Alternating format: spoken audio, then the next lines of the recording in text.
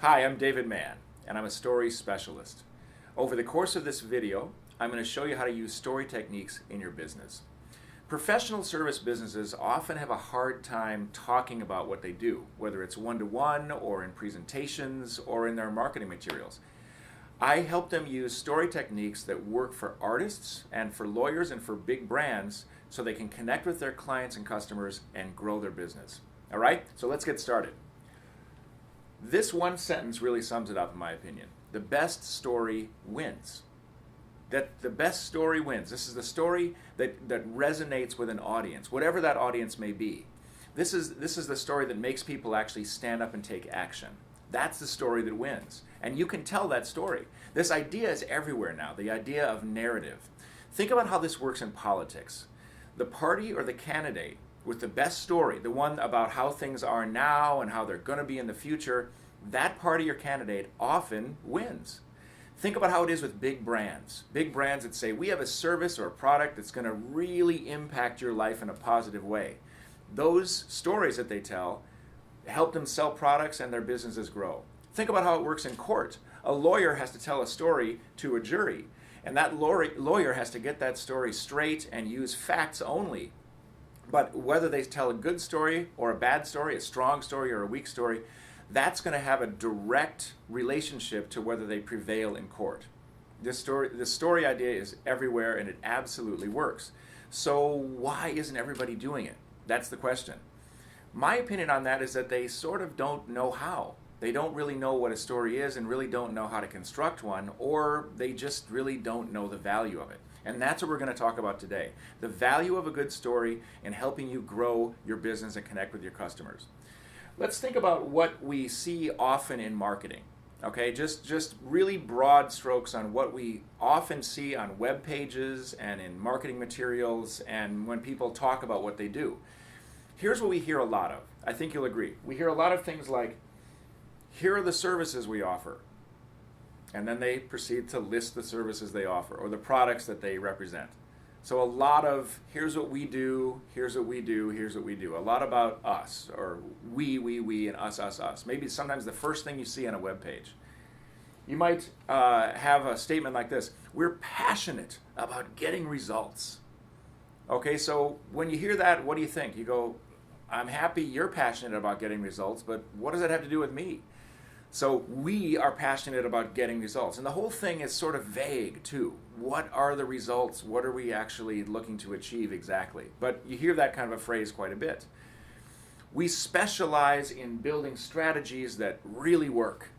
So again, here's what we do. We're really good at it. We want to tell you how good we are at something. See how these are kind of falling flat? Or one of my favorites, here's a list of all my accomplishments and my credentials.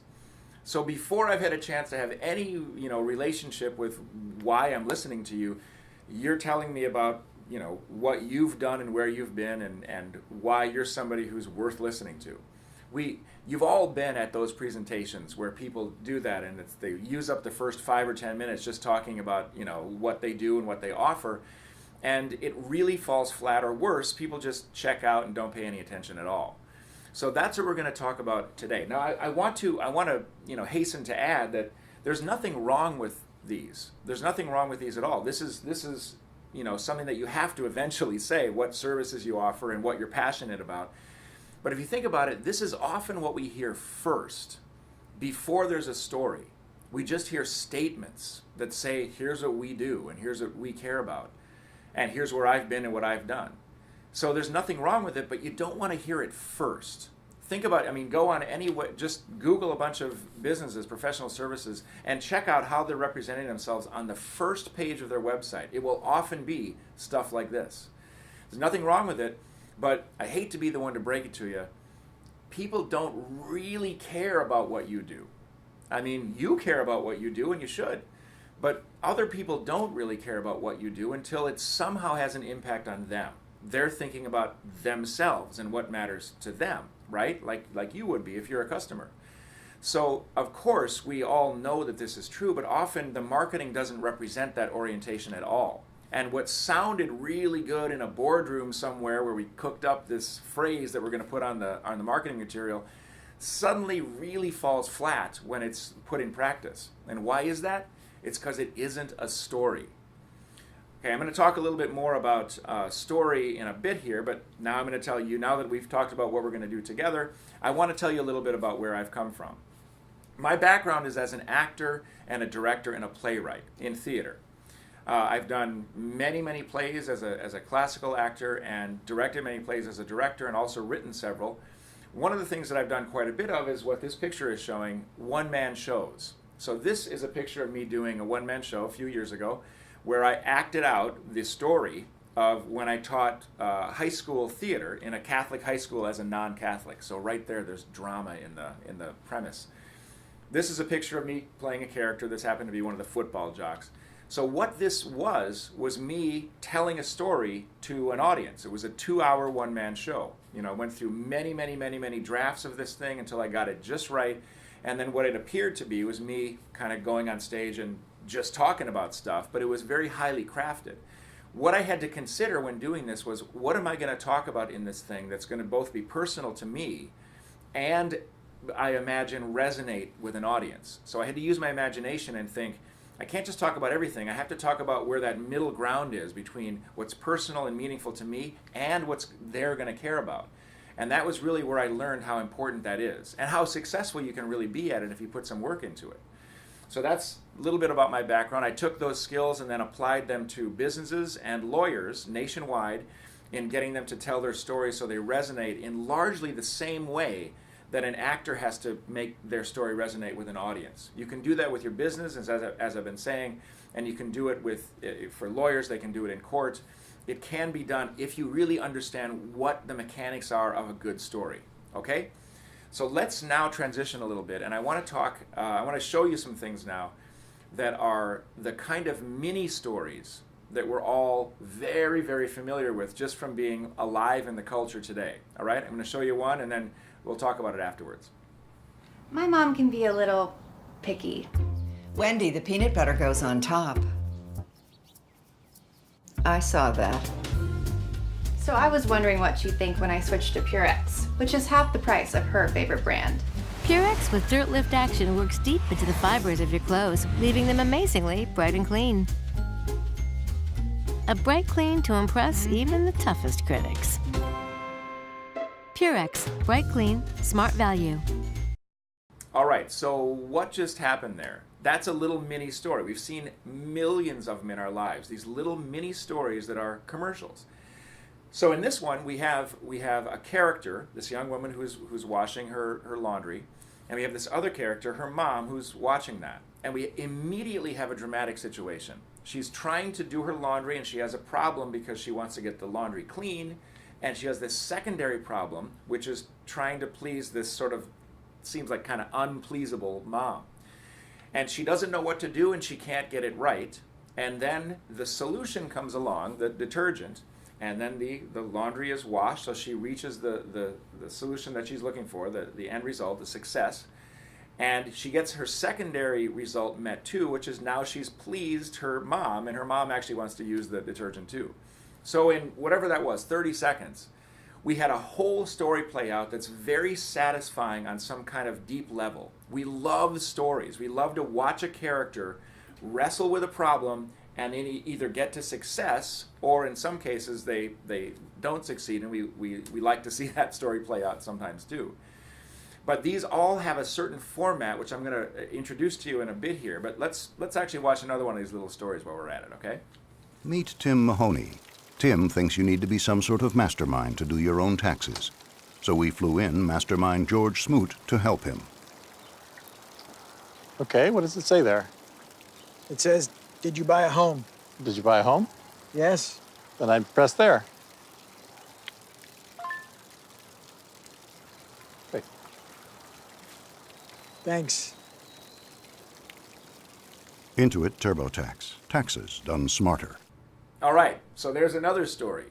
And this one's even more lean in terms of its storytelling. We have our main character, Tim Mahoney, who's standing there, and he's got a problem, which is that he thinks doing his taxes is going to be too hard and he'll never be able to do it. Can you all relate to something like that? I mean, it all seems like it's way too hard and we can't ever do it. Holding his phone, And then we have the helper guy come in. So the classic, helper person comes in to help him. And actually in this, they have kind of a reverse trick where the guy isn't necessary because it's that simple. So the story is told that our hero here has a problem that he doesn't think he can solve. And the guide comes in and says, actually, you can solve this yourself, and then leaves, and he goes back to, filling up his pool. So the whole thing takes place in a very short amount of time, but we have a real sense of satisfaction about that. All right, I want to point something out, though. You might remember when I first started this whole thing, I said that I work with professional service businesses. And I want to make that, make that distinction right now. We just watched 2 commercials that have to do with very, very simple, easy to understand products. Laundry detergent. Everybody does laundry. Everybody already understands what laundry detergent is. It's fairly simple to do a little story about somebody not getting their clothes clean and then they have to use detergent, and that's a pretty easy story to understand because you already understand the product. Even taxes, which taxes are complicated, but the idea of having to do your taxes is a really simple idea, and we all think that it's hard and all that. And so they have a fairly easy to understand baseline going in, and then they make this commercial that sort of makes it entertaining or extra, resonates in an extra meaningful way with the audience. What I want to point out is that I know many of you don't have products or services that are as easy to understand as laundry detergent. And that's where we come in helping you make your story resonate in marketing and across all of your marketing channels. People still want whatever it is that you do to be as simple to understand as laundry detergent. They want it to be as simple as Nike shoes. We're so inundated with that kind of marketing about products that are simple to understand. You can't come at them with something that's complicated to understand, where the first thing out of your mouth is, well, it's really hard to explain. Or here's a big list of stuff that I do that sort of all adds up to some cohesive whole if you work hard enough, but even I don't really know how it adds up. We all do this. I've done it myself sometimes. So we have to remember that our clients and customers are actually hoping that our products or services are going to be as simple as the stuff they see on TV, when in fact it kind of isn't. It's our job as the business owners and the business leaders and the people that want to make a connection with their clients, it's our job to make it that simple for them, or they're not going to engage with you. It's just the way it works. So let's talk about what makes a story, all right? The word story is huge now. People are all talking about it. It's very important to have a good story. I've heard this many times myself. Story's very important. And often that statement won't be really necessarily followed up with much. We all kind of know it's important, and we know a little bit about storytelling, but not really always so much. And so we know it's important, but yet we kind of get frozen going, I don't really know what to do next. And that's what I'm here to help with, because like I say, my background is in a lot of storytelling in a lot of different formats, and the way that it fits together and works is something that I think can be very useful for building your business. I want to make a point before I get into the construction of stories. Like I say, story is something that largely sometimes people don't even know what they're talking about, or maybe they do, but they might be using the same word to describe 2 or 3 different types of things. So I'll explain what I mean. When we say tell a story or tell the story of your business, often the first thing that happens is people begin to tell the history of their business. They may say, well, the story of my business is, it started 50 years ago, and my dad had a shop, and then we grew and we branched out, and then we got some more employees, and now we have X amount of revenue, and we get a sort of a chronology of their business. Well, that is a story. That is in fact a story, and it's a very interesting story, usually to the person telling it and not always to the person listening to it. So that's a story, but it's not the story that's going to get people interested in your business. The other type of story is, so I would call that one the past story, okay? Then there is the type of story which is a micro story about a customer that you've worked with sometime. So the case study. The one time we had a customer, And this is how it went. We had a client who was wrestling with this problem, and this is what we did to help them solve their problem. So case studies are, of course, very important, and you should have many of them. But a single case study doesn't necessarily tell the macro story of your whole business. And the history of your business doesn't really, it tells a story, but it doesn't necessarily engage your customers. So the past story or the case study story aren't necessarily useful as the first thing that people encounter when they're coming in contact with your business. And it's really difficult to build your marketing around case studies or past history. You can do it, but it doesn't always work that well. So what I want to introduce is the idea of the present tense story, the story that is currently happening right now, the story of your customers right now, the ongoing story, the archetypal classic customer or client interaction that defines who you are and what your business does. That's what we're going to work on. So let's take a look at what are the components of a good story. Again, starting with pop culture stuff that we all understand, okay?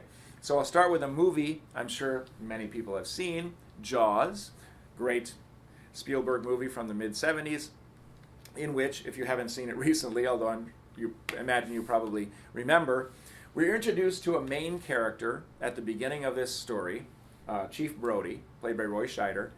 And in the beginning of this movie, he doesn't know the danger that lurks, so in terms of his life, everything is pretty much fine, and his biggest problem is getting the beaches ready for 4th of July, okay? And he thinks that's a heavy load. So what he wants is what he's looking for is everything to just be smooth and go fine. That's all he wants. Life to be normal. That's what this character wants. He's then introduced to an enormous problem. A shark that's eating people right off the beach. So huge problem in his life that he alone is supposed to somehow solve. And of course he does not have the skills, there's no way he has the knowledge for how he's going to actually get rid of this shark and stop it from eating people off the beach. And he's got this huge event, 4th of July, coming up, so his stakes level is very, very high for getting to the successful thing that he wants, a calm 4th of July, and now he has a massive problem in the middle of it. He doesn't know how to solve this problem, so he calls in Richard Dreyfuss's character, Hooper, to help him, and that guy has a lot of knowledge, but he doesn't really have the skills either to solve the problem, so they both go to Robert Shaw. Quint, the old man of the sea, he has the boat, he has the experience, and he knows right where to go and how to get this shark. So they both go out on the boat, and this guy, this character, has the plan, and he has the tools, and together they actually, succeed. And as often happens with this story construction, this classic story construction, the mentor figure, the guide figure, disappears from the story partway through, and the hero, the protagonist, is left on his or her own to decide whether to use those tools or not and be successful or not be successful on their own, which is, of course, what happens in this movie. And at the very end of the movie, sorry for giving it away, there is a shot of a very nice, calm beach. So life has been restored to what the main character wanted in the beginning, calm on the beach. Classic story construction. We see it in this one. Far more recent movie, The Hunger Games. We have the character of Katniss here, played by Jennifer Lawrence, introduced at the beginning of the movie as having this problem. Several things happen, and her big problem that she's facing is she needs to win the Hunger Games. She has to win because the alternative to winning is death. So this huge high-stakes situation. And of course, she's never been in the Hunger Games before, and she doesn't know how to win this thing. So she needs to call in the guide figure. Haymitch, played by Woody Harrelson, of course. So Haymitch has the experience, he has the background, and he's able to guide her with his sort of a plan and things that he presents to her, but he can't do it for her. He hands off the knowledge and experience to her, everything he can think of, and she is then left on her own to either succeed or fail, and of course that's what makes the movie interesting and dramatic, is she going to succeed or is she going to fail? Now, it's Hollywood, so we can usually project that the hero or heroine is going to succeed, but we don't know that, and we don't really care. We like to go on the ride every time anyway. Think about this movie or Jaws or any other movie that you know. or big long TV series that you may have watched, think about how many times you're willing to go back over those movies or read novels more than once. You go back over it and over it and over because it's such a satisfying thing to care about a character, watch them encounter a problem, and then root for their success, or see that they have failed. In the case of a Shakespeare tragedy, for example, like Hamlet, not reaching their success is the story. Those things are enormously satisfying, and we like to keep going over those stories. All right, so that's Hollywood, and classic story construction since the beginning of time usually follows a pretty simple arrangement, which I'm going to show you in a little bit here how to translate this into marketing, okay? What usually happens, or what always happens in the case of the examples I've given you, is that we start with a main character, like I've been saying. Now the main character, or sometimes it's a group of characters, but for now we're just going to focus on it being one character. This main character always wants something.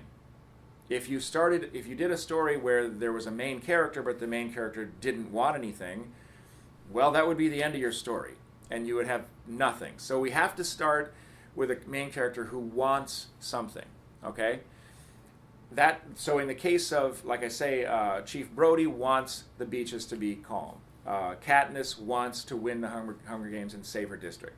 So they want something that's very clear, and it's unmistakable what they want at the beginning. Otherwise, we can't empathize with it if we don't understand what it is they want. So that has to be clearly articulated somehow in the beginning of the story. What's implied by that want is they are looking for a certain kind of success. They're looking for something to happen that they're going to characterize as being success.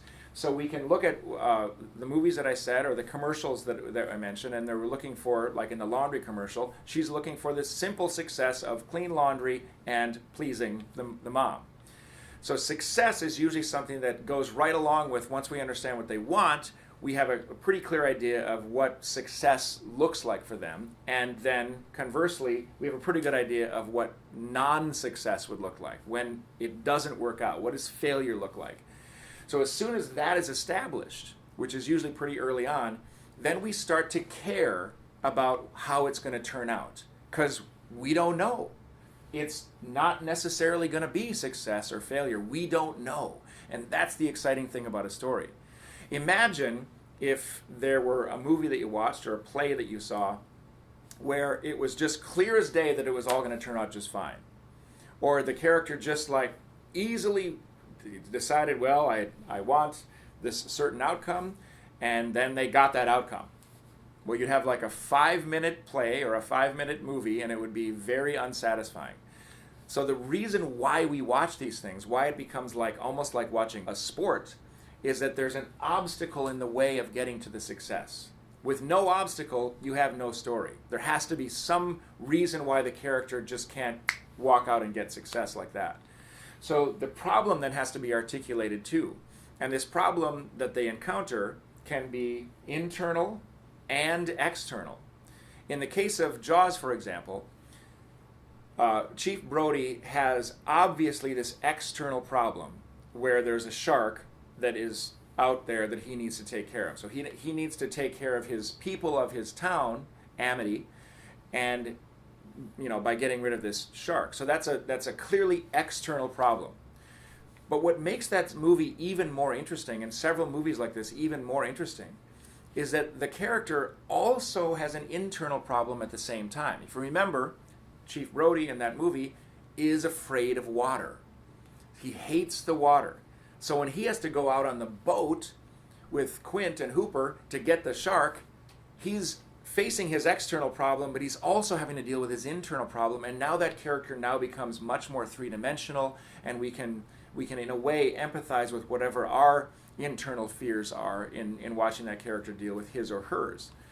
So an internal and an external problem makes the characters really come alive and makes us really care about them that much more. It's an interesting little thing to consider. They don't always have both of those, but when you can get it to have both components, you end up with a much richer story. So there's a main character who wants something, wants, of course, to get to success and avoid failure. And on the way, they encounter a problem that they cannot solve.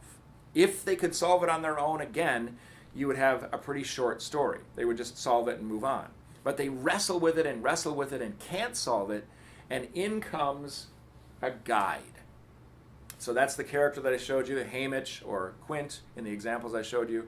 Or in the case of the products, we had the detergent itself, or we had that expert genius guy in the tax commercial where he comes in and he's the guide. Okay, so they often have a guide that they meet that understands them and has the authority to lead. All right, so they have understanding and they have empathy for the character's problem. If you think of Star Wars is of course a great example of this, where we have Obi-Wan Kenobi in the original movie or Yoda in the subsequent movies, that was this sort of wise old sage character that had the authority because they had this background that this the whole life of being a Jedi, but they also had this immense empathy and understanding for Luke's predicament.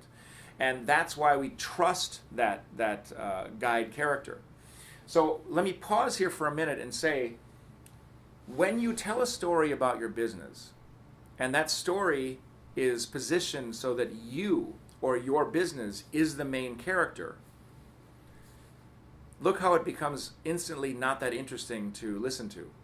If you are the main character of your story, if you're saying, we do this and we do that, and we're great at this and we're great at that, we don't really have a problem that we're trying to solve, and I, the listener, I, the client, I, the person who is interacting with you, has no way into that story. That story is all about you. And like I said originally, a lot of marketing is phrased in a way that says I, me, we. It's all about us, where we position ourselves as the main character. Really good marketing positions you, the business leader, the service provider, as the guide. You become the person or the entity that understands the client, understands where they're coming from, what their predicament is, and then also has the authority and the experience to guide them to their own success. So if you are the guide in the story, that makes them the main character, which is what we're always after. We want our clients to feel like our story only happens for their benefit. It's something we are interacting in their story, which is already in progress. And we understand their problem, and we have the plan or the tools to get them to their success. So the guide comes along with a plan. The guide doesn't just stand there and be a sage on a mountaintop. The guide usually has some kind of tools or plan that provides the action steps that main character needs to take to progress toward success and avoid failure. All right? Like I said, Hamish in Hunger Games or Quint in Jaws, they had a plan, or they had tools, they had material, they had something that they could offer the main character. So the main character says, oh, I see what I need to do now. All right? If the guide does not have that, the main character does not know what to do and can't get past their problem. So they kind of goes hand in hand, a guide with a plan. And then that plan, if it's successful, goes upward to success and everybody's happy. And sometimes, like I say, in the story form of this, the guide or mentor leaves the story, the hero is left on their own, and for some reason fumbles and can't use the plan or chooses not to, and ends up with failure. So it's anybody's guess with stories where they're going to end up, success or failure. We try, of course, to tell stories to our clients about success. But it doesn't mean that you can't tell a failure story once in a while too. Sometimes you need to tell the story of when things went wrong so it can highlight and add dimension to when things go right. All right, so that's the shape of how stories work and how they've worked for years and years and years, really ever since people have been telling stories to each other. Of course, Joseph Campbell's hero's journey is something like this. Joseph Campbell's hero's journey, which is often brought up as being the archetypal story form is actually much more complicated than the Hollywood movies that profess to use it, but it more or less follows that shape of a hero going through trials and tribulations and coming out the other end either with success or failure. So this is sort of a simplified version of that because we don't need to get into all that. It's really what you need for marketing. Now let's take a look at a particular company. I want to give an example here of how this would work if you know, I was bringing you through with your own branding and your own company. I worked with this company recently. It's a store called The Wedding Shop, and they do a collection of services that are all geared around, of course, weddings. So they were having a little bit of a hard time zeroing in on how to best articulate their services and what they really actually were good at for their prospective clients. They have a 40-year history. They have, you know, a lot of love in the community. They really are a good go-to place for weddings. But they felt that their marketing, and I would agree with this originally, their marketing was focusing way too much on it being just easy and you know, you can get good deals, you can get discounts. And they were finding that the only way they had to relate to their customers was to really say, well, we have discounts and we can get you good prices and we can get any dress that you want. And they felt that actually that was, yeah, you're always going to get people, you know, interested if you're giving them deals, but it wasn't really putting their best foot forward. It really wasn't what truly made them unique.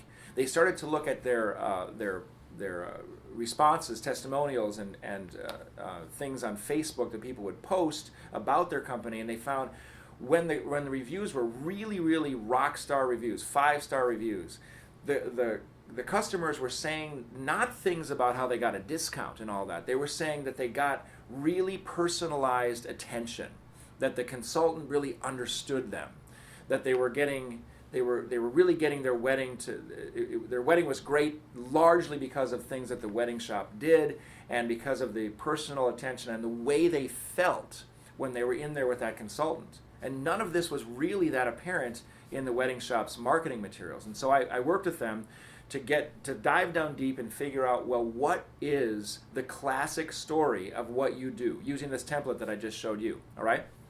So, of course, we start and we say, who's the main character? Now, of course, the main character is not the wedding shop. Like I just said, this is not about them and telling their story. This happens to be, like I say, this is an organization that has 40 years of history, so there really is a story. But let's not tell that story first. Let's tell a story, like I said a minute ago, about the classic customer. And, of course, who's the classic customer at the wedding shop? The bride. There actually, as we got to talking about this, we found that there were multiple main characters. There might be the bride's mother or mother-in-law might also be a main character. The groom sometimes is a main character, though not nearly as much a main character as the bride is, as anyone who's been through a wedding can tell you. It just happens that's how the whole thing is oriented, is around the bride. So we took all those main characters through this whole thing, but for simplicity right now, I'll just show you the main one, which of course is the bride. So we ask ourselves, what's the bride looking for? And it's really easy in the wedding industry to go straight to, she wants a magical wedding. She wants it to be nothing but, you know, feel like a princess. And yes, of course, and she does, and they feel that very strongly, that they want to provide that. But I felt everybody says that in the wedding industry. So maybe we can find something that's a little bit more specific to you, that's also something that the bride really does want. And so we came up with a few things that constituted success for their classic bride customer. The first thing they said was that what the brides are looking for right now is social media impact. They want to make sure that not only is their wedding great and magical, but that it has impact on Instagram. That when she posts those pictures, boy, they're going to really get, you know, a lot of likes and they're going to be shared a lot. That was the first thing they said. So I thought that's really interesting. That's something that's new and different, and it speaks to brides today. The second thing is wedding day confidence. The bride usually talks about how she wants to feel really confident on the day. And of course, many things contribute to that confidence. She's going to feel confident if everything is working right. You know, she doesn't want to be a stressed out bride worrying about whether the catering is going to show up and things like that, or whether her dress is going to fit right, or the bridesmaids' dresses are going to fit right. She wants the confidence that comes from having had a really good service leading up to that point. And she wants a great experience finding the dress. So we talked first about how she wants the dress, which they can of course, they have, you know, large catalog of options for dresses. But we talked about, yeah, she wants the dress, and we can say that, you know, you're going to get your dress here, but a deeper layer of that is she wants getting the dress to be a good experience. And I thought, well, now that's starting to speak to what you really do. You're going to provide a great experience for her, finding the perfect dress that she just decides this is the one that was meant for me. Getting there is going to be a good time for her, and she's going to feel really good. Again, feeling in their case was what the happy customers were always saying that they were getting out of working there. So that's what success looks like. And as soon as we define who the main character is and exactly what success looks like, the rest of this picture begins to take shape in a different way than it would if we had defined success differently, or if we'd sort of never defined success. Of course, right after success, you have to define, well, what's failure? And in this case, it's really pretty easy. Failure is a terrible wedding. If the wedding's terrible, if any part of the wedding is terrible, that's a failure. So, of course, Wedding Shop is only about the clothing. They can't control everything. But the bride doesn't want a terrible wedding. As you can imagine, it's a big day in her life, in her the whole family's life. So, now, we go back and we say, all right, we know what success looks like, we know what failure looks like, and we want to avoid that, but we don't know how it's going to turn out in the telling of this story. We have to go, that's either one is a possibility. So what's the problem that's in the way, the obstacle that's between the main character and their success in this case? In this case, the first thing, the expectations. So this is what's in the way for the bride as she's dealing with her own expectations of a life of dreaming of this day. She's also dealing with the expectations of the family around her, her friends. All of these expectations are on her mind. She wants not only to please herself with the choice of this apparel, but she also wants everybody's expectations to be met, and this weighs heavily on her mind, okay? So this is something that can't just be solved by giving her a discount. This is heavier and bigger than that. The huge significance of the event. So this is, you know, one of, if not the biggest day of her life, this main character. This huge, significant day that she's dreamed about and thought about and now begun to plan for and may have no idea how to do it. And she needs help. So she has huge significance with high expectations. And then one thing I thought was really interesting that we came up with, another thing that's in the way is logical thinking. Because spending $1,000 or more on a dress is not a logical choice. That is not something you do because it makes sense. You do that because that's what you have to do. And it's a hugely emotional purchase. And sometimes they were saying that that you could feel that the bride was emotionally invested, and then the logic would kick in and go, this doesn't make any sense. And it's when you're planning for a wedding, if you start going down the road of what doesn't make sense, well, it's a long road to nowhere. So they have to get their brides to be, not to manipulate them to not think about price, not that, but just to get them over always going to logical thinking when that doesn't really serve the purpose that she's after for getting to her success. So we've defined the problem now. We have the bride who's looking for these successes, and it has these specific problems in the way that we've defined. This section, when I worked with this group, this took the longest, actually defining the problem. Because what's the first thing that was said? Oh, the prices are too high. Well, as we got thinking about it, the prices were really not the problem. So then we meet the guide, and who's the guide, of course? Well, it's the Wedding Shop, and that's their little icon there. So the Wedding Shop is now the guide who's going to help this bride, this main character, through her problem and get to success by providing a plan. And when we talked about this, the Wedding Shop, of course, offers many, many services. And they have these consultants that they employ to take care of the brides and make them feel very, very special and have a good experience getting their dress and getting things planned. But when talking about it with the company, as we did in this work that we did together, they had a hard time saying exactly what the plan is. They said, well, we do this and we do that and we do these other things, and it's sort of, they do all these things, but it didn't have a sense of being a plan. It had a sense of being a huge kind of array of options that they were going to offer the bride. So in doing this, we actually helped them quantify and simplify what their plan is. And we came up with this 4-part process. The bride actually chooses options online before going into the store, so she has choice there. She gets personal consultation, so she gets in there and she gets a personal connection with a consultant of her very own for that time that she's there. The entire wedding can be outfitted, so it's not just about the bridal dress, it's about everybody's clothes. And then in the end, there's a reliable outcome. So we talked quite a bit to get all the things they do to go into a sequential and very limited amount of steps. 4, not like 12, 4 steps or 3 steps, even. Make it sound very simple. And why this is so useful is because then when you talk about what you do, you can say, we have a 4-step process to get you to the wedding of your dreams. And people go, oh, really? Well, then you know what you're doing.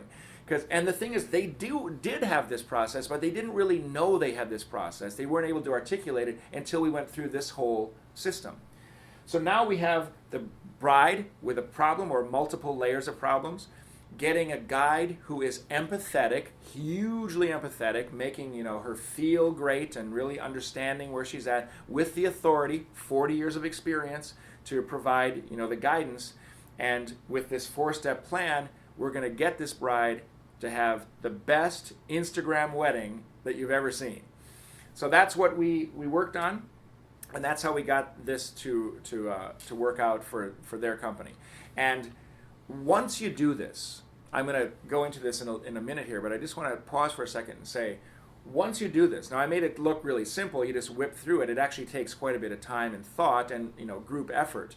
But once you get this to this stage where it looks like this, you can use this everywhere. This isn't just, it's for marketing, it's for how you talk about your business. But now the consultants themselves in the store, essentially the salespeople in their case, have a guideline for what to pay attention to. Whenever they're confused or maybe a little thinking like, what does this bride need? They can go back into the mind and go, what are those main problems? Well, they're wrestling with expectations, logical thinking, and the huge significance of this day. How can I address those things and not immediately hand them a coupon for a discount? Okay, it's multifaceted how this going through this system can actually affect not only the marketing but actually the in-store live interaction with the customers. So let's talk about you now. All right, your marketing story. I'm going to just walk you through the steps of this story template, and you can think on your own and make a few notes and just think about it regarding your own company. Okay? Who's your main character? We've talked about it quite a bit here. Think about who is the main end user of your product or service. Think about that, and you can take a few notes and just brainstorm with yourself about who that is. And then as soon as you get that decided on, the next thing you have to think is, what do they want? And challenge yourself to think past things like they just want a good deal or they just want something done, efficiently or something like that. Maybe efficiency is big in your business and maybe that's, that would work. But what I want to challenge you to get past is just they want a professional service to be professional, or they want a professional service to be cheap. Think past that. That's too easy. So think past that and think, no, what do they actually really want? Deep down inside, when they're using your service or product for a reason, and that reason is somehow impacting their personal life or their business, which essentially is, also their personal life in a lot of people's cases. So what do they want? What exactly does success look like? Paint a picture for yourself. You could actually paint a picture or draw a picture if you want to, if that helps. Or you can brainstorm and kind of act out something or whatever. I mean, this is a more creative way of doing it, is figure out what success actually looks like. Don't just make a list of the first things that come to your mind about what every customer wants. What does success specifically look like for your specific customers? And then as soon as you do that, paint a picture of failure. What does failure look like? It's not just necessarily the opposite of success, often it is. What does it really look like, and how can you paint that picture for yourself so you know specifically what your customer or client is trying to avoid? Spend some time doing that. Now, we go back. We don't know if success or failure is going to be the outcome, so we start to articulate and define what the problem is. What is the problem that your customer is facing? Sometimes it's one big problem, just one thing. Okay, so if you have a car dealership, maybe it's that the customer doesn't want to haggle with the car salesman. Okay, kind of a classic car salesman problem. Maybe that's the main thing they just hate. They don't like that, and their problem is, their obstacle to coming into your car dealership is that they just hate having to deal with that process. So maybe it is just one thing, but maybe like the bridal shop, the wedding shop, it's 3 or 4 things. So challenge yourself to keep thinking and keep digging. What are all the layers of the problem? And always remember, they have probably a pretty obvious external problem that your service is going to deal with. But then challenge yourself to think, what's the internal thing? What is the internal hang-up that might be preventing them from just getting to success on their own? Then you, of course, are the guide. And what you want to ask, you don't have to wonder who the guide is, because it's you and your service. But what I do want you to think about is, how can you articulate to your customers or clients why or how you are an authority, and why or how you can empathize. Now, you being authority probably comes very easily. Most of us think we are an authority on things that we've chosen to make a business in. But how we can empathize, how we can show our empathy, our understanding of our clients, that may not be the easiest thing to come up with. So spend some time thinking about, how is it that I can show that I empathize as well as be an authority to my customers? And then remember that you want to provide the plan or the action steps, and you want those things to be something that is plain and clear and simple as possible. That the plan is not some million-step, multifaceted thing. It might be. I mean, I've worked with quite a few financial services people. Those things can get really complicated, but you cannot present it as complicated. Because as soon as it's too complicated, the brain just shuts right off, and we check out, and we don't want to do something else that's easy. Okay, that's just human nature. So even if your plan is complicated, you must get it down to something that sounds really simple. Otherwise, people are not going to engage, are not going to pay attention, they're not going to take action. They're going to go somewhere else where it seems simple. And then, like I say, define success, define failure, draw a picture of those for yourself so that you are very clear about the whole thing. And you should have at that point a pretty good idea of what your marketing story is, what the story of your business is. That's not the history, and it's not an individual case study. It's the macro story, the sort of archetypal, ongoing, always story of your business. All right, so now we've done the whole story of the business a couple times now, in the general and then with the wedding shop. We've talked about that, and we've done it at least a first pass with your own company. Now I want to bring you into how this can be used in a immediate verbal way. Okay, so the big story, that takes a lot of time, and the big story of how your customers are wrestling with a problem and trying to get to success, this can be, something that takes a while to explain once you finally get it nailed down. You don't always have a while. You have a short amount of time. Of course, in social media era that we're in now, everything has to be very short or it just doesn't count. When I work with lawyers, I often say you've got to somehow get the entire case in the first maybe paragraph of the opening statement. Otherwise the jury is probably not going to understand anything else you say. It's got to be encapsulated in that beginning. Short attention span is what we're after. Getting those people we're all getting short attention spans, so we're speaking to the era that we're in. Okay, so how do we take this multi-part story thing and get it into 10 seconds? Well, we take our big macro story and we just make the whole outline of it a lot leaner. So we take main character with a problem, uses a plan for success. Okay, boom. And that 4-part thing has to be able to be articulated in about 2 sentences. Okay, so you might remember at the very beginning of the video, I said something kind of brief that summed up what I do, and it was essentially this. Professional service businesses have a hard time talking about what they do. Okay, so that gives us a character. Professional service businesses and a problem have a hard time talking about what they do. Now we move into the plan and the success. By using story techniques, I help them connect with clients and grow their business. All right, so the success of this ends up being grow their business, not just have a better story. It's the ultimate success that they're looking for. What they want really is to grow their business. Like our brides wanted to have social media impact, the end result, not just of the result of working with you, the real result they're looking for. And the plan is by using story techniques. Okay, so in my case, that's how I do it with people. Okay, so that's 2 sentences that sums up essentially what I do. You got to keep in mind, we're looking for a 10-second story, so you cannot put everything in this thing. You got to really be selective about what you're going to leave in and what you're going to leave out. Sometimes this is almost like writing poetry.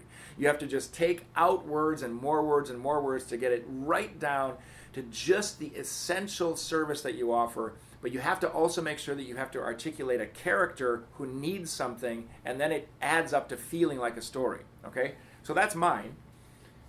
Here's wedding shops, the one that we just went through. Okay, so we have our character with a problem. Brides are often overwhelmed by coordinating the most significant day of their lives. Okay, so we decided that that was the main problem. Remember, we had several problems, but on this, for our 10-second story, we had to zero in on one thing, or have the words kind of like sum up more of those problems. So they're overwhelmed by coordinating the most significant day of their life. Okay, so that gets that huge significance, and then the overwhelming expectations are all kind of contained in that. As the wedding shop, who are we, or what do we do? Our specialized consultants partner with you to ensure that you will own your day. Okay, so we brought in the specialized consultants, very carefully worded there, partner with you to ensure that you will own your day. And that phrase, own your day, someone just said that at the table, and I went, that's exactly right. That says confidence.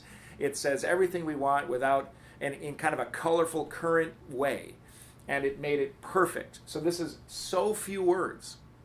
But coming up with these few words took us, a fair amount of time of erasing things and rearranging stuff to get it to just zero in on the exact statement that has impact and makes people feel like they understand what you do, and you really haven't, taken any more than a few seconds of their time to communicate it.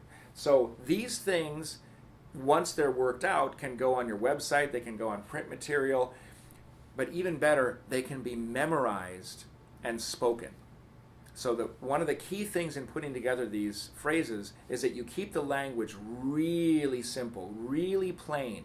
So someone might actually just say this. If it starts to get into really huge language or really abstract, passive voice kind of stuff, it really sounds too formal, and no one's ever going to say it. And they're going to go to saying whatever whatever their comfortable thing they've been saying is, which might not be what you want your company represented as. If you're in charge of your business and you have multiple employees that need to be articulating what you do you really want them saying 6 or 7 different varieties of some vague memory of what your value statement is that they might have read once?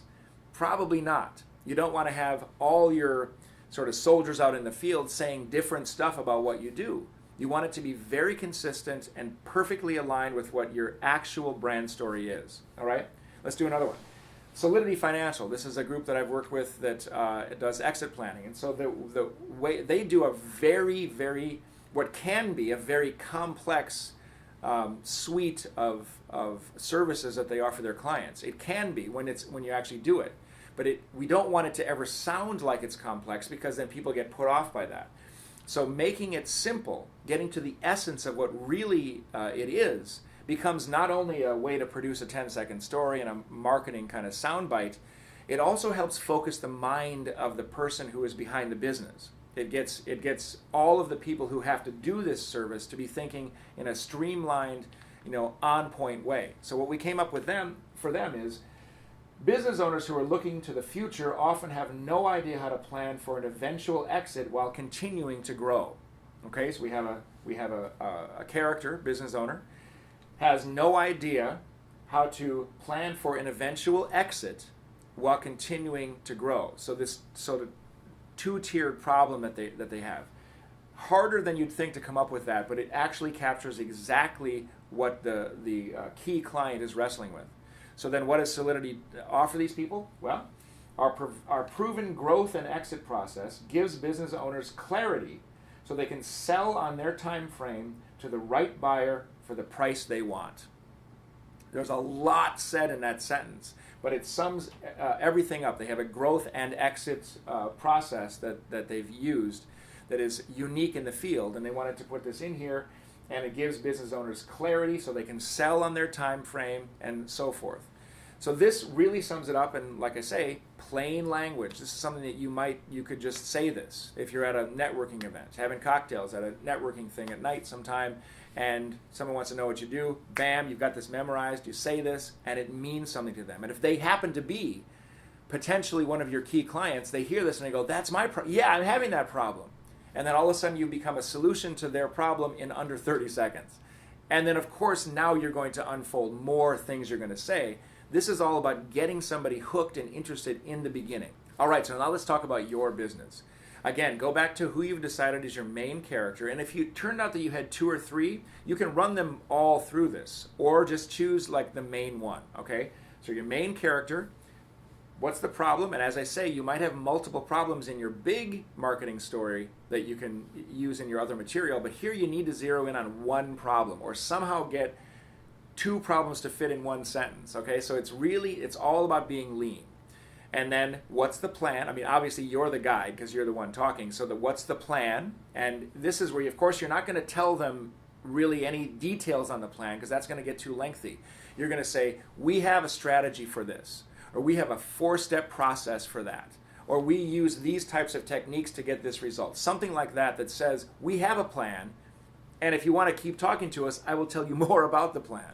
And of course, once you do that, that also has to be kept very lean and simple too, but that's sort of another story. When we're just working on this, we say, what's sort of the title of the plan, or how do we group it all together with a couple of words? And then remember to always end with their success. So it's often things like to grow their business, or to have the best day of their lives, or to, they come out of it feeling like a winner, or something like that, where you can be as specific as possible about their actual end goal. So you can run your own company through this little thing and see if you can come up with 2 or maybe 3 sentences, as long as one of them is really short, that takes no more than 10 seconds to say. As soon as what you've written takes 20 seconds, it's too long. It's amazing, but people will tune out after a few seconds if they're not interested. So active, simple, clear language, 10 seconds. Well, that is all that I have to tell you in this video. The best story wins, as I said at the beginning. Whether it's for your whole business, or winning a particular customer one day, or influencing a board of directors, if you can do it in story form, if you can make it about human beings that are having problems, that are looking for success, more than likely you're also going to have success. If you want to create your marketing story by going into what your product or service really offers your clients and how you get them to success, give me a call and let's work on it. We can work one-on-one, we can work in groups, we can take the whole day and get into the details of what you do and really finding out how you best can serve your customers and put that in story form. Give me a call, go to my website, shoot me an email, and let's talk.